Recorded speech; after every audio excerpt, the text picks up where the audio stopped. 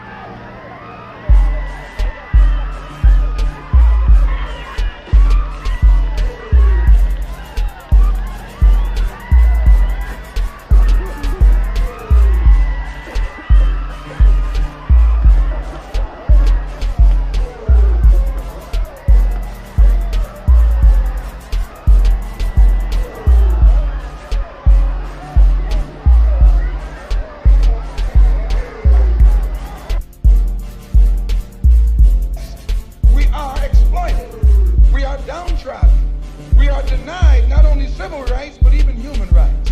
So the only way we're going to get some of this oppression and exploitation away from us or aside from us is come together against the common enemy.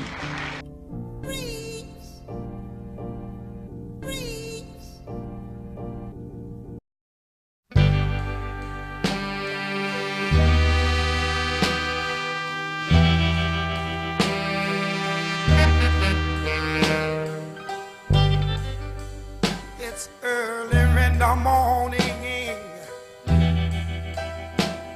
about 2:45. I'm sitting here talking with my baby over cigarettes and coffee, and to tell you that, dog, I've been so satisfied. I've met you, baby, since I've met you. Oh, places that I've been around, and all the good-looking girls I've met. seem to fit in. No, it didn't particularly sad, yeah. But it seems so natural, darling, that you and I are here, just talking over cigarettes and drinking coffee. You know, my heart cries out, love that lasts, that found me. And honey, won't you let me just build my whole life around? And well, I compete my whole life would be, yeah, if you would take things under consideration and walk down this aisle with me. I would love it, yeah. Well, I say it's so early in the morning. Ooh, it's 2:45. We're sitting here talking over cigarettes and drinking coffee, I know. And I'd like to show you where I know nothing but good old joy since I met you, darling. Honey, since I met you, baby, yeah. I would love to have another drink of coffee now. And please, darling, help me smoke just one more cigarette now. I don't want no cream and sugar, 'cause I got you now, darling. But just let me enjoy, help me to enjoy this good time that we'll have, man. It's so early in the morning, so early in the morning, and I got you, and you got me. We have each other, and we don't want nothing but joy, no, nothing but joy. And we look at this program as a very international type program. It's for any human beings who want to survive. So It's a plain socialist program, you mean? definitely, socialism is the order of the day, and not Nixon's black capitalism. That's out. Black Panthers is an armed organization. What does that mean? It means that if any racist dog, policemen, or pigs come up and attack us at any point or whatever point, we will defend ourselves, we will shoot them, we will kill them, because we are bent on surviving.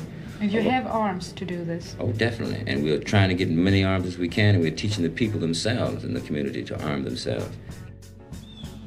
I wanted some grassroots up power to the people, legislation and laws that gave the grassroots real empowerment, you know what I mean? What I believed in was how we could get greater community control and community input into the political institutions that affect our lives. The very philosophy and slogan that we're spouting is all power to all the people. Whether you're white, black, blue, red, green, yellow, or polka dot, in the final analysis, we want real people's community control empowerment.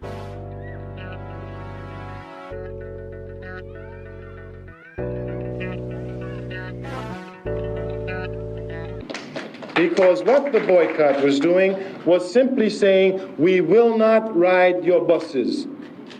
No sort of antagonism. He was not even verbally violent. He was peaceful. Dr. King's policy was that nonviolence would achieve the gains for black people in the United States. His major assumption was that if you are nonviolent, if you suffer, your opponent will see your suffering and will be moved to change his heart. That's very good. He only made one fallacious assumption, In order for nonviolence to work, your opponent must have a conscience. The United States has none. Burn, baby, burn. Called President Johnson on the telephone. Humphrey said he wasn't at home. Tried to get hold of Dr. Martin Luther King. Abernathy said he wasn't there. Yeah. Couldn't get no oil from the Rockefeller wells. I couldn't get no diamonds from his mine. Yeah. If I can enjoy the American dream, it won't be water but the fire next time. So I said, burn, baby, burn, burn, baby, burn. This is for the FBI. We went down to the pit. That's a hot line. That's just like man. Nothing is wasted. Everything just takes a different form. What form will you take when you die? Yeah. The next thing is when he was burning the flame, he said, this is for the FBI. And he was maybe a fiery speaker and had passionate ideas, but he was a calm, cool, collected person. And so he's singing about this is for the FBI, but it's just words. It's just song and words. A few years ago, I was listening to Stokely Carmichael speeches while I was preparing for a new record I was working on. And it was shortly after 9/11 in America. I was making a reservation on JetBlue Airlines to fly to California.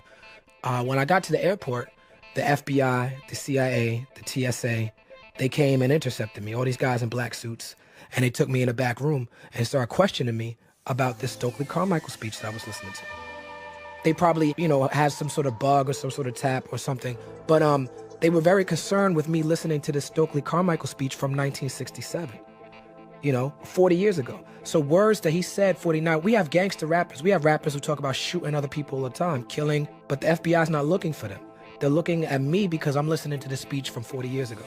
And it shows you the power of those words is that they resonate even to now. The FBI is still scared of this man. He doesn't have nearly the same influence over our community as he did then, but yet they still stopped me at the airport for listening to his speech.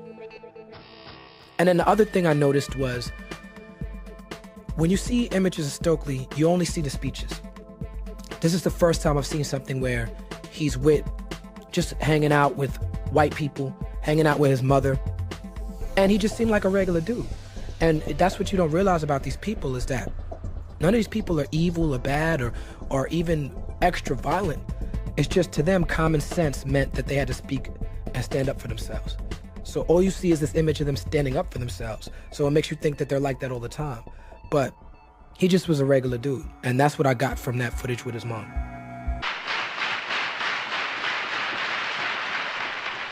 Are you going to return to the United States? I most certainly am. There are 50 million black people living in the United States, and those Africans have to be organized to fight for their liberation. Isn't there a possibility that you might end up in jail on your arrival? I was born in jail. One of the first books that I read when I went away was a book by Angela Davis called Are Prisons Obsolete? So it allowed me to examine prisons within America from their history and their role in society. Life comes full circle sometimes. My senior paper prior to graduating was written on Angela Davis, and I studied her. I studied at her feet without ever meeting her, because agree with her or disagree with her, her thinking is so critical that it forces you to pay attention and to re-examine what you've taken for granted. To be reintroduced to one of my childhood heroes during one of the darkest periods of my life over the course of my own incarceration was moving, inspiring, cathartic, in some ways depressing. The book it's neither dense nor thick. It's almost pamphlet-like, which made it really accessible as an introductory text. Other inmates would see me reading, and they'd come up to me and they'd say, well, John, I don't have a lot of experience with reading, and I don't do it often, but can you recommend a book? And on many, many occasions, I went into my property locker and I pulled out that book, and I made them promise to return it in the same condition that it was given. But that book was a treasure to me, and it remains a treasure. It's one of the things that I took with me when I left. In this period, the pain to remain the same outweighed the pain to change. I see that the time period brought on an evolution, and it's contagious like hot coals. One ignites the next, and the next, and the next, and the next. When you get tired enough is when you begin to want to sacrifice everything inside of you. The fear just leaves. This is what happened in this time period.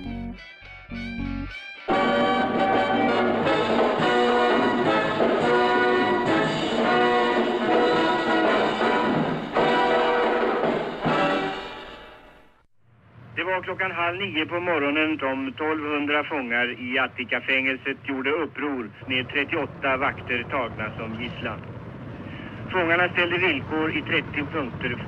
Kraven dominerades av önskemål om mänskligare behandling, om slut på fysisk misshandel, om tandborstar, tvål och dusch varje dag, om chans till yrkesträning och tillgång till tidningar och böcker.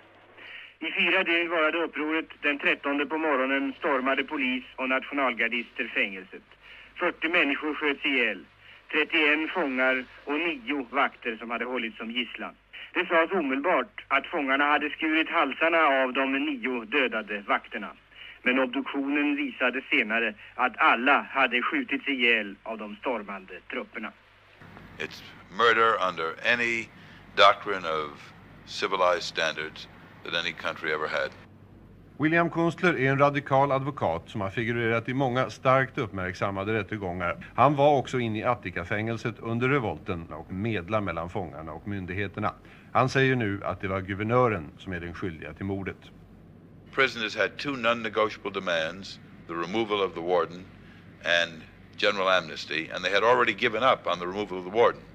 And on the general amnesty, we had worked out several formulas that we were discussing with the commissioner hours before the attack. And if we had been allowed to continue, everyone would be alive and the matter would be settled today. But you yourself said at one point that you feared for your life in there.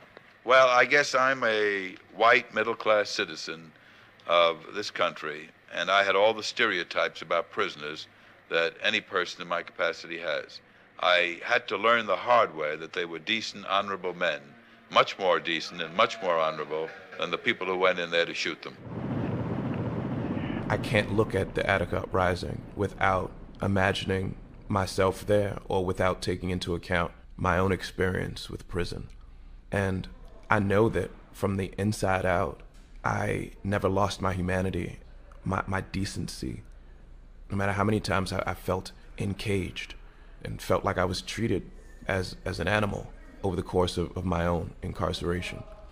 So I can't look at Attica and not sympathize with those prisoners and those inmates who wanted to be treated more decently for whatever reason.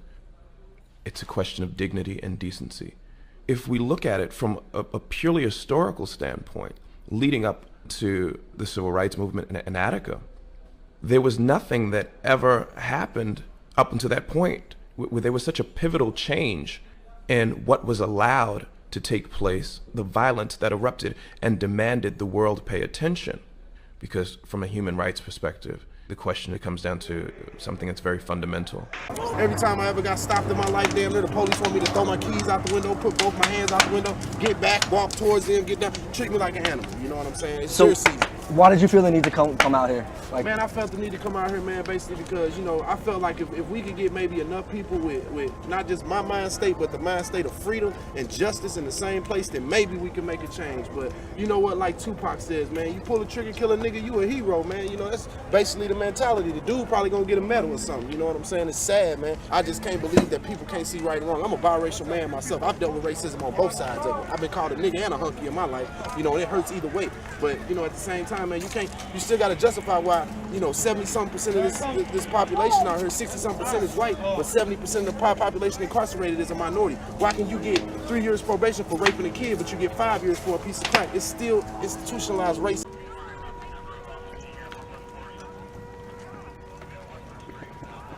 sad that he didn't get indicted for killing a child. But yeah, they locking up everybody else for little petty crimes, and he ain't going to jail. That's crazy. That's not cool at all. And did you expect him to get indicted? Or I mean, I didn't, but you would have thought that they would. I mean, with all the evidence they had, like, you would have thought they would, but we kind of knew he wasn't. I mean, you guys are young black kids out in St. Louis. You deal with the police a lot. How do you feel seeing him not getting indicted on this? I feel like that means that black people, they telling us that black people ain't nothing. That means that they can just do whatever to us and they get away with it and they be okay with it. Yeah, come on, baby. Eat some of that then. Eat it. It tastes like cookies. Taste it. Can I sing it? I want a world where kids can play and plenty of food to eat. I want a world where I can speak and know that I'll be free. I want a world just like America, like the USA. 'Cause even though perfect it's not, it's the best thing this world's got. You know, and we learn those types of songs. So we learn not to question our government and be grateful for everything we got. But we didn't know that it was at the expense of many other people in our own country and all over the world. Because you're taught to fear that you don't have enough and want and want and want. So it perpetuates greed. We kept uneducated, sick, and depressed.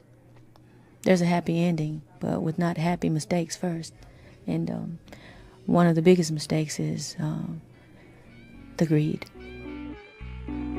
60s was very revolutionary in terms of thought and in terms of imagery. Black is beautiful.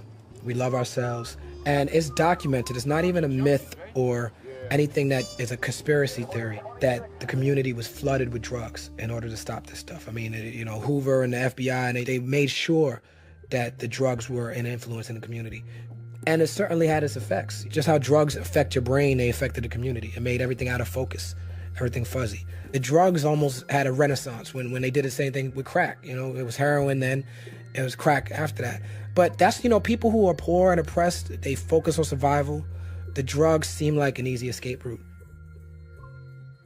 I'm 27 years old, and I can remember back 1966 when I first went to the United States Army. Now they have brothers overseas that don't even know about heroin. And they come overseas with the fact of being a good soldier, you know, doing for their country what they have no country, you know. And they goes over there and they get hooked. You know, I think they wanted it this way, you know, because so many brothers done died. It's a shame, you know.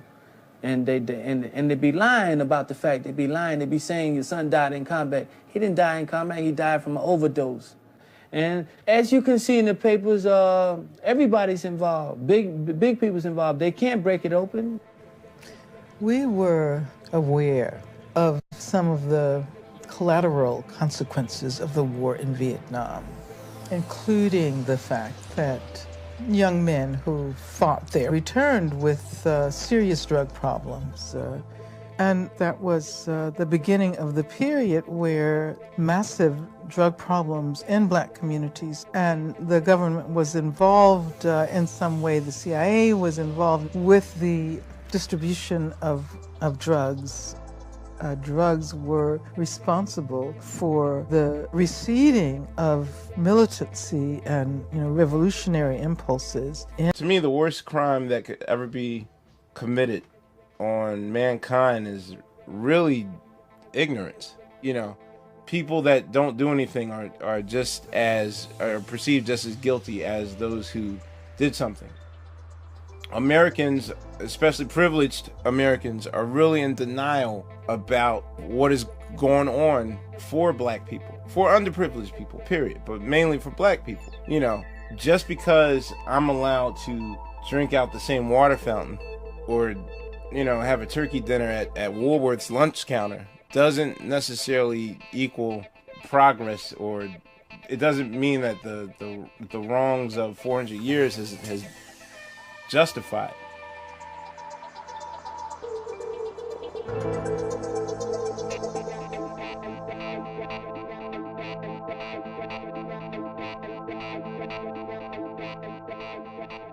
how to do was to prostitute, right? I used to go up in Prospect Avenue and hang out on the corners up there till somebody come along and whistle or drive their car by, right?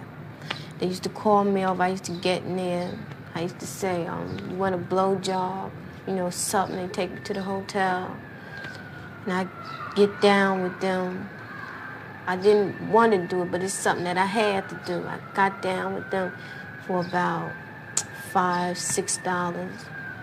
Then I find that wasn't enough. Had to do it constantly, about 10 men just to get $30.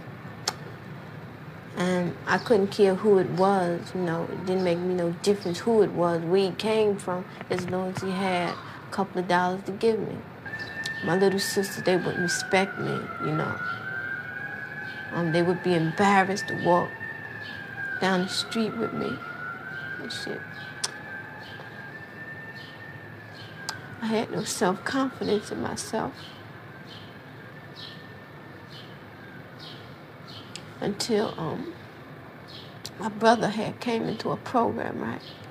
And I wasn't ready to come in. Because I was, you know, I thought dope was in, you know. Kept shooting dope. I liked it. Because it feels like when I was high off heroin, I could talk to people, you know. I could party along with people. I don't have to stay in the house, watch TV, go to bed, get up. I hanged out all night, wouldn't go to sleep. At the time, I liked what I was doing. I didn't know why, until I got hooked on it. Then I had to get it. I was doing things I didn't want to do. Now I'm just trying to make it now. I think I could.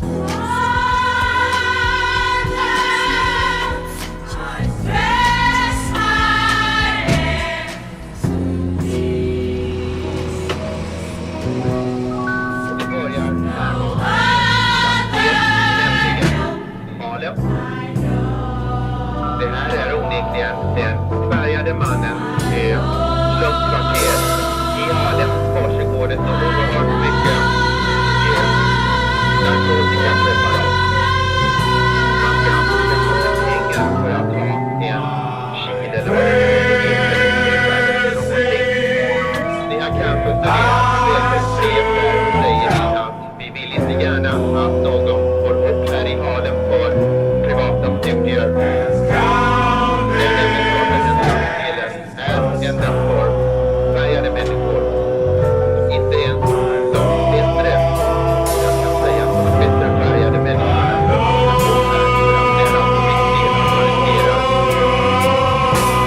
man kan bli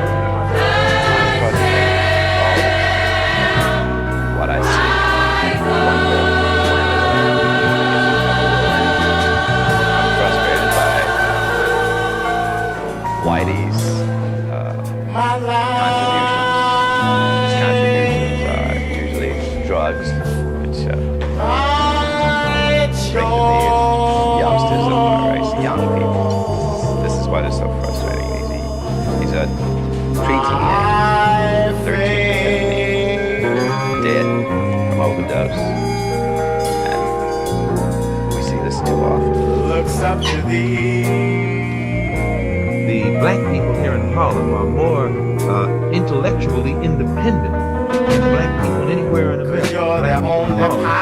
Think for themselves. And black people in Harlem think black. Black people in New York, they think black. They walk black. They talk black. They're proud to be black. That can save this world today. And Harlem is different now. And it's been gentrified a few times over. So you have this but you still have rich famous people that right now there's still some crap, there's still the same trap. Harlem is the complete metaphor. Understand this.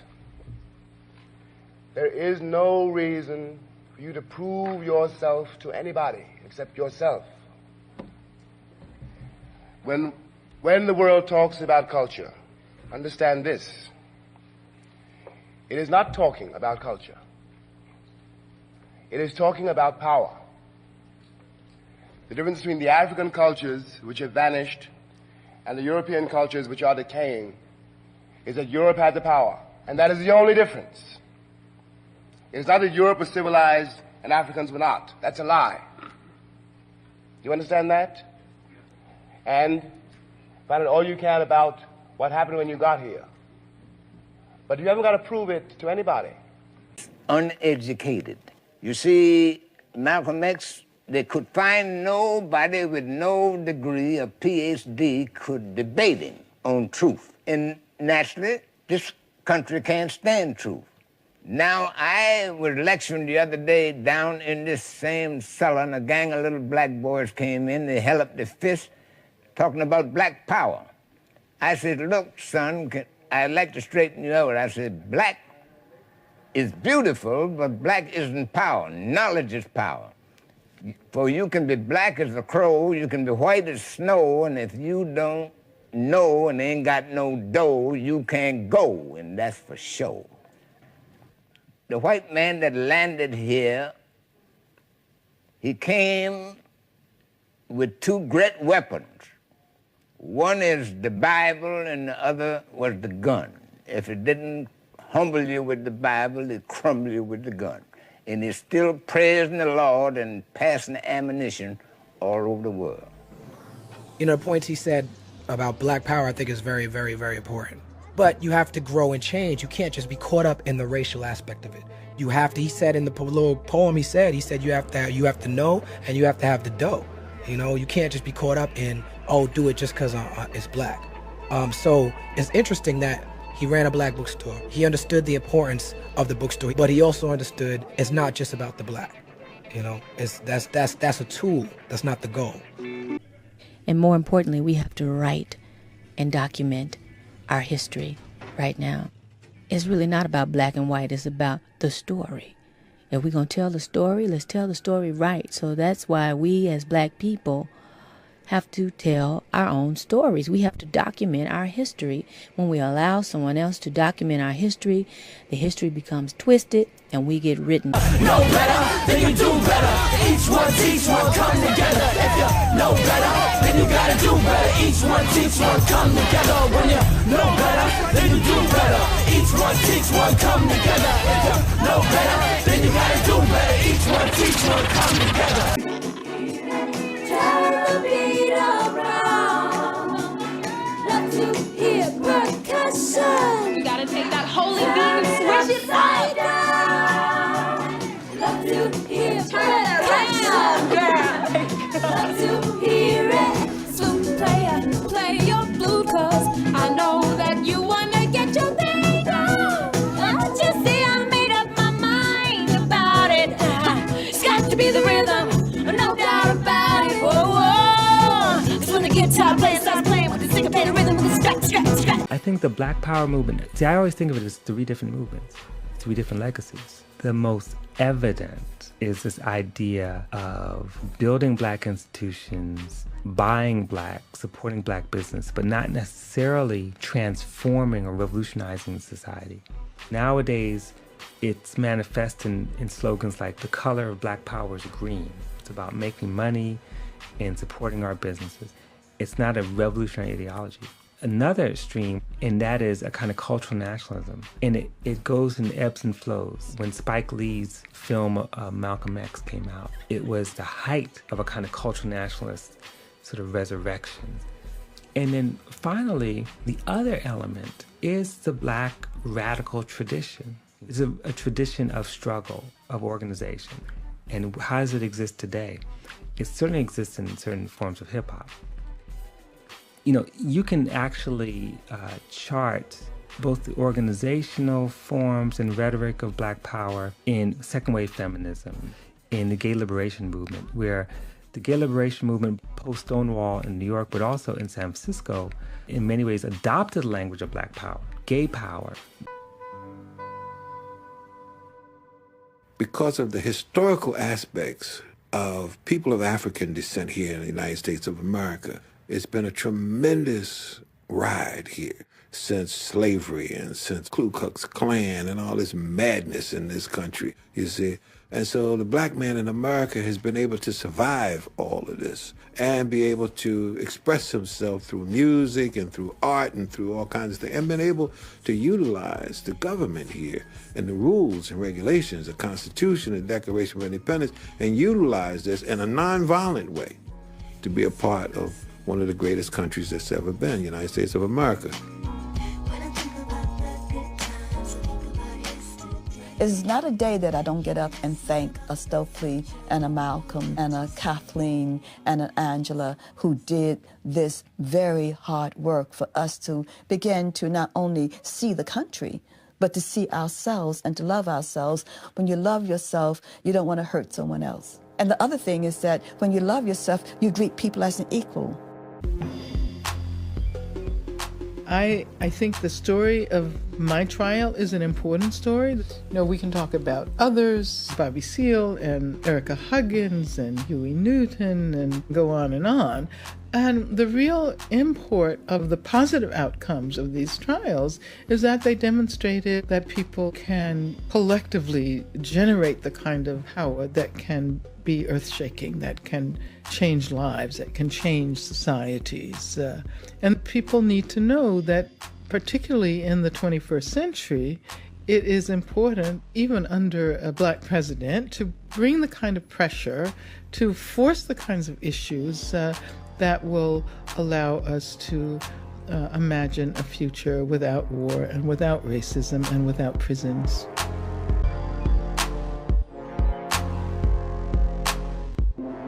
If you look at the world, my dear brother, you could wake up, you could say, I don't want to get up out of bed. Because, the rich are getting richer, not only in America, but in the world. The young people have got to see it.